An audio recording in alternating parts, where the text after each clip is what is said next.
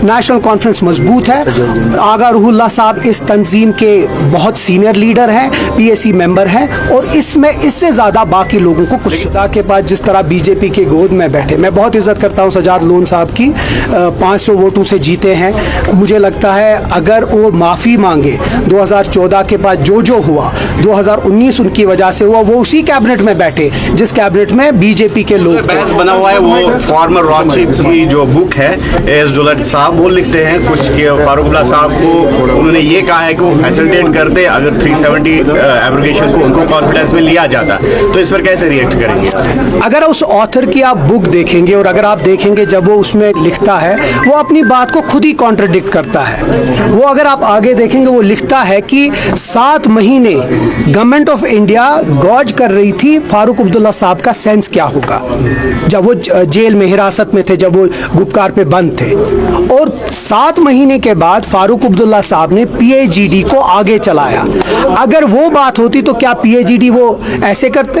तो फिर PAGD बनती नहीं। और PAGD को किसने तोड़ा? हमने नहीं तोड़ा, उन लोगों ने तोड़ा जो हमारे PAGD से बाहर थे। तो ये मुझे लगता है एक फिगमेंट ऑफ इमेजिनेशन। और जो ये ऑथर है अगर आप उनकी बात पे भरोसा करते हैं तो आप देखिए PDP के जो पेट्रन है उसके बारे में जो अल्फाज उसने इस्तेमाल किए शायद बहुत शाइस्ता अल्फाज है। मुझे नहीं लगता, जब हम उन बातों पे भरोसा नहीं करते, मुझे लगता है PDP भी वो जो दुल्लत साहब उस वक्त मुफ्ती साहब के खिलाफ बोला उनने बात, तो मुझे लगता है वो सिर्फ रेलेवेंस अपने करना चाहते हैं। It's a figment of imagination, इसमें कुछ नहीं है, अपने आप की रेलेवेंस लाना चाहते हैं। ये बुक खुद ही अपनी बात को कॉन्ट्रडिक्ट करती है। रियलिटी से ज्यादा आपको लगता है कि फिक्शन ज्यादा है? अगर ऐसी बात होती तो मैं फिर से कह रहा हूँ PAGD नहीं बनती, PAGD आगे नहीं चलती। और फारूक अब्दुल्ला साहब ने पहले दिन से PAGD और यहाँ के जो जम्मू कश्मीर में हुआ 2019 में उसको एक स्ट्रॉन्ग बिट्रेयल माना गया, और आज की डेट में भी नेशनल कॉन्फ्रेंस उस बात पे कायम दायम है। तो मुझे लगता है ये अपनी किताब को थोड़ा सा कंट्रोवर्शियल बनाने के लिए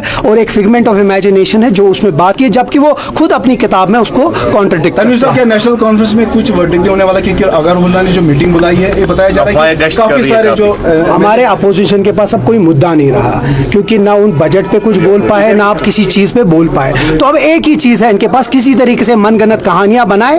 नेशनल कॉन्फ्रेंस मजबूत है। आगा रूहुल्लाह साहब इस तंजीम के बहुत सीनियर लीडर हैं, PAC मेंबर हैं, और इसमें इससे ज्यादा बाकी लोगों को कुछ। जिस तरह से आगा साहब की जो स्टेटमेंट्स बाहर आ रही है, चाहे वो घर की बात, वो घर लगता है कि वो सेटिस्फाई नहीं है, वो घर की बात है, घर में रहेगी, हम वो बात भी ठीक कर देंगे, उसमें आप ज्यादा मत मानिए। इस वक्त इश्यूज जो मेन है उस पर हम फोकस करें। मुझे लगता है बहुत बड़े बड़े इश्यूज हैं, वक्त अमेंडमेंट बिल है, रिजर्वेशन का इशू है, बाकी इश्यूज है, उस पर हम बात करें, वो ज्यादा। साहब का कहना है कि उमरुल्लाह साहब माफी मांगे जो वक्फ बिल पे उन्होंने जो सरकार पक्ष लिया है, तो वो अगर 2014 के बाद जिस तरह बीजेपी के गोद में बैठे, मैं बहुत इज्जत करता हूँ सजाद लोन साहब की, 500 वोटों से जीते हैं।